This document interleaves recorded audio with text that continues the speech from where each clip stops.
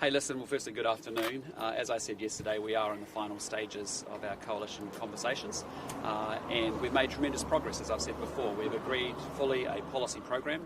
We've also agreed the processes and ways of working as a government. We've importantly largely worked our way through ministerial responsibilities and positions, and with that, happy to take your questions. So you don't have a deal yet? Deal or no deal? As I said, a couple of issues to close out. We're working hard on those, and we'll continue to do so. What are the final roles? Prime Minister, is that one of the big issues? It's fair to say it is one of the ones, but as I said, those conversations stay private between myself and the leaders. How hard is Winston Peters and David Seymour lobbying for that job? Again, those are conversations that I have privately with the leaders. I said I'd do it that way from day one, and I'll continue to do that. Are you ready to go back to Wellington? Well, we need to close out these issues, and once we do that, we're going to move with incredible speed because it's important we get to work for the New Zealand people, and so it'll take as long as it takes, unfortunately. And I know, but we're so close. We've come so far. And we need to close it out quickly and then get to work. So is it now essentially David Seymour and Winston Peters squabbling over Deputy Prime Minister, which is holding this whole thing up? Again, not going to go into any of the detail. I have those conversations with those respective leaders, but suffice to say we've got a couple of issues to close out and then we can get this thing done. Have you decided yet how many national MPs will be in Cabinet? Yeah, largely we've agreed our ministerial responsibilities and appointments, and that's in good shape. So it is the Deputy Prime Ministership then? So it is the Deputy Prime Ministership, which is again, a couple of issues to close out, and I'll continue to talk to the leaders about that. Nicola Willis has ruled herself out. Was she ever in consideration? Did you lobby to get her that role? Oh, no, absolutely not. Nicola, had never been a consideration for Nicola. Her and I have both spoken well before the negotiation and are of the view that, frankly, given our past convention, that actually Deputy Prime Ministership is a role that should be held by coalition leaders, you know, and so that's important. If that's been your thoughts for a while now, why haven't you made that public? Well, we've always said Nicola Willis is Finance Minister, Chris Luxon is Prime Minister. Everything else for discussion. That's been consistent. If Nicola Willis has never been a consideration, why is it taking so long to sort it between Winston Peters and David Seymour? Again, I'm not going to go into any of the detail. I've said from day one I will work in good faith and with goodwill with the respective leaders in the room, and I know that's been challenging at times for everyone and all the commentary, and I fully respect how difficult that has been at times. But what we're trying to do is make sure we do that in a constructive way. Who do you think would win in an arm wrestle, Winston Peters or David Seymour? Again, not getting into any of that. I think it's really important. We've gone through this process with tremendous professionalism. I think we've gone through it very constructively. MMP is the system that we work with in New Zealand. Results delivered on election night, and then the parties are tasked to make it work. And when you look at how MMP works around the world, and you think about the duration of time it takes to form governments and other MMP environments, I think we made tremendous progress. And the fact that we have agreed an aligned policy program that all three parties can support is a fantastic achievement. The fact that we've agreed processes is really important, and the fact that we've largely resolved our ministerial appointments and responsibilities is great. On that aligned policy program, do you foresee that it will cause protests? No, I think we've got a great program to take New Zealand forward. As I said from the beginning, the three parties are very aligned around the goals of how to take this country forward, and that is to rebuild our economy, it is to strengthen our public services, it's to make sure we restore law and order, and we're going to work on that together. Do you foresee a scenario that the two coalition partners could share the Deputy Prime Ministership? Well, there's obviously been a number of options and conversations taking place and presented and discussed over the last 24 hours, and I'll keep that in the room. That is one of the options. Again, I'll keep that in the room. I mean, that's something the policy positions have been decided.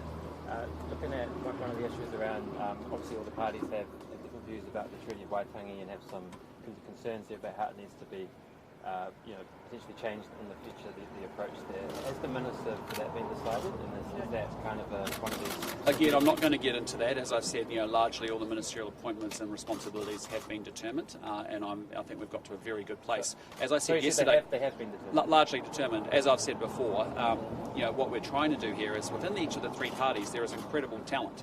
There is a real mixture of skills, abilities and experiences, and as the Prime Minister, I want to be able to use all of that talent and put the right people on the right assignments to go and get the job done. And so we're using all the talent across the team. That position is not a particularly tricky one to work through. It's just the same as all the other ones, you're saying? Correct, yeah. I mean, we've got to go through a number of ministerial appointments and responsibilities.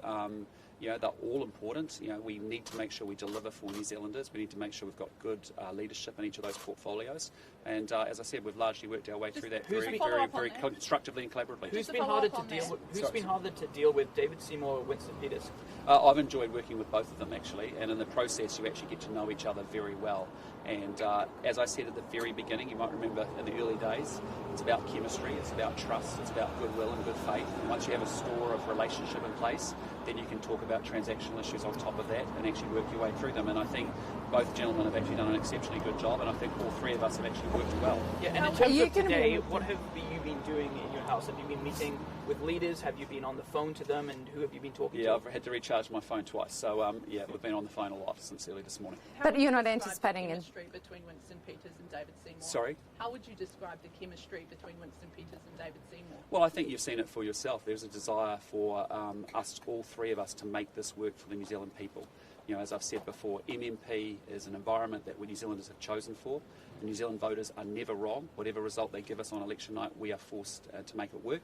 We are determined, all three of us, to come together to collaborate, cooperate, work together for the interests of New Zealand. I think they've done that very well. Do you think you might have to reopen? Given you're bound to disappoint one of them when you give the other the role, how can you ensure that they will get along with each other, knowing that there will be a little bit of rebellion? Again, I'm not going to get into that. I think you know, we have those conversations in the room, but what I've observed is actually those party leaders have met together independently, and I think, as you saw, as they work through their policy programs together, I'm very confident we'll be able to work well together. Do you think that you might? Do you think you might have to? Will you make the final call on that, or have you asked those two to sort it out amongst themselves? Again, not getting into any of that. Those conversations, as I've kept saying, and I know it's repetitive, but they are, you know, important that I respect the confidence of that room. Do you think that you might? Judiciary, do you think that when it comes to Parliament legislation, do you think the judiciary has overstepped at times? Again, I'm not going to get into that today. I think that's not a day for those kind of conversations. We're focused on getting a government formed first and foremost, and once we do that, I'll comment further. Do you think you might have to reopen the policy work in light of that sort of the debate over the Deputy Prime Ministership? No, because that is squared away. Completely squared away, because, you know, as I said to you, first and foremost, we do policy first. We go through all three manifestos, on, you know, line item by line item, and that's been hard work. I mean, it's really difficult because while we have common goals, we do have different policies, but we've worked our way through that over the recent weeks, and that is sorted. We've also worked our way through how do we manage, how do we manage actually a government working, and so what are the processes and the ways of working that we want to have as well, so that we've got that all very clear between all three parties as well. And then, as I said, we've gone through ministerial responsibilities and largely completed that. So who's holding the country to ransom now? Well, there's no one holding the country to ransom. I think, I know it's. I'm trying to get people to understand that in an MMP process, it requires some maturity and it requires serious stuff. And I laid up a process that I followed really clearly all the way through it. And we are trying to do something to make sure that New Zealand gets a really good, strong, stable government. And I'm really serious about that. And that's why I've invested in making sure there's a store of chemistry and relationship. But importantly, we work our way through policy, work our way through ways of working, work our way through ministerial appointments, and then we're done. When you say trying to get the people to understand and the maturity required for MMP, are you talking about the politicians you're negotiating with or the public? No, just the public, just everyone, as we all live in an MMP environment, it's just understand the reality of what has to happen. And so all I was meaning was I've laid up a process from day one, which was policy, process, appointments. And so we've done each of those things as a component part, and then we move to the next. And what are the Sorry, next? Mikey. The public have clearly had enough in terms of how long it's taking to form a government. How frustrating is this for you? Well, look, I think all of us want to get it wrapped up. As I said to you, we're in the final stages. We've got a couple of things to close out. I'm confident that we can do that, but it will take as long as it takes. And the only thing I'd just say is 10 months to get a government formed in the Netherlands with a similar system. I think we're doing pretty well. And just on the next stages. Mr. Luxon, what happens next in terms of the rest of today and tomorrow in terms of what happens when you reach a deal? Will you tell us up here to go back down to Wellington? I suppose just logistically, where does that sit? Yeah, look, I mean, we'll continue our conversations tonight, and if we have to, into tomorrow as well, and as long as it takes, frankly. So but once we have agreement there, we'll be able to signal that we have, concluded our negotiations.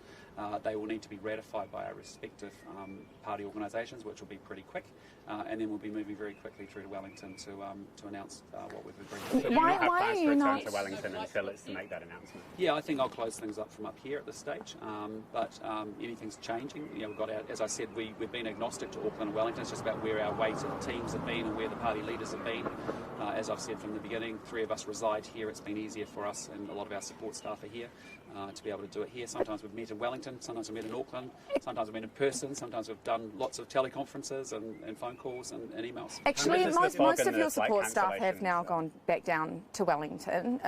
A lot of the minor parties, the coalition partners are down in Wellington. Nicola Willis is down there, Chris Bishop is down there. So it's essentially just the leaders who are up here. Sorry? So it's essentially just the leaders of the parties now left in Auckland. So there's a number why are you of other guys staff, not heading back to Wellington and just finishing off the talks there? Because we also have other people in the negotiation teams that are based here as well. It's not just our Wellington-based staff. And there have been times when we've brought the Auckland-based folk to Wellington to do the meetings there, and there's times we've got Wellington staff here. We're also just conscious that I think you saw Chris Bishop's been borrowing some of my shirts, so he probably needs some new laundry. So he's probably enjoying that. And you're dead certain that it's going to be a strong and stable government? Yeah, that's what we've worked so hard at. I mean, you think about it. Election night happens. 3 weeks we have to wait, which I think is too long to get our special votes counted in this country. And then we get to go to work. And in the last 2 weeks, we've made tremendous progress working through massive amounts of detail on policy, working through real mechanisms to make sure that we can process any conflict, tensions, and the ways we work together.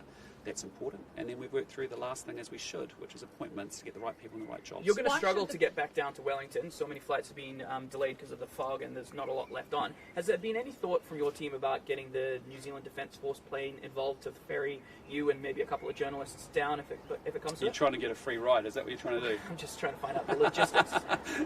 Look, no, I haven't given thought to that. We'll deal with that when we have to deal with it. All I'm saying is once we have concluded our negotiations, I know all 3 party leaders want to move incredibly quickly.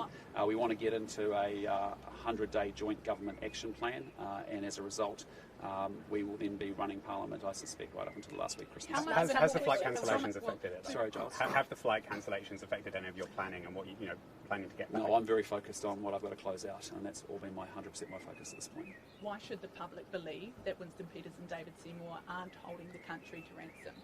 Well, look, as I said, we've got a couple of issues to close out. I'm having good conversations with both those leaders. All 3 of us are desperate to get it sorted, but we want to do it right, and so we will do it right. How much have you had to concede as the National Party? Sorry? How much have you guys had to concede as the National Party as part of this? I mean, you'll see that when we come to any announcements, but what I just say to you is I think we have followed a really good process. All 3 parties have had a very clear set of policy priorities and programs, and we've been able to find a way to, I think, accommodate all of our 3 needs. How much of an impact is this having on your first 100 days? Well, the first 100 days will kick off when we form a government, and then we've got a chance to go get some things done. But I'm telling you now. Well, yes, but I mean, I just say to you, there's a lot of opportunity for us to work a little bit later, a little bit harder, and start a little bit earlier next year as well. So away we go. If you've squared get ready, have a good holiday, Mikey, but it might just be short. If you've squared away all of the policy discussions, that's done, locked away, can't be touched. How then do you break the deadlock of the sort of battle for Deputy Prime Ministership? Those are conversations that happen in the room. We've worked our way through so much detail, and we've got to such a good place. I've got every confidence we can work through. Have you outsourced those conversations? No, it's been me in the room with the 3 leaders at all times. Oh, I mean, but sort of the 2 parties to work out amongst themselves. Again, at times they've met up individually. At times we've met up as individual national New Zealand First parties. But again, we get the right meeting, the right forum for the right type of conversation we want to have at that time, and we'll continue to do that. Just offering up the idea of an arm wrestle. Again, not necessary. What we've got to do is close this government, close these negotiations out, get a government formed, and then go to work for the New Zealand people, which is the exciting part. End of the week. Awesome. Thanks, guys. Appreciate your time. End of the week. Take care. See ya.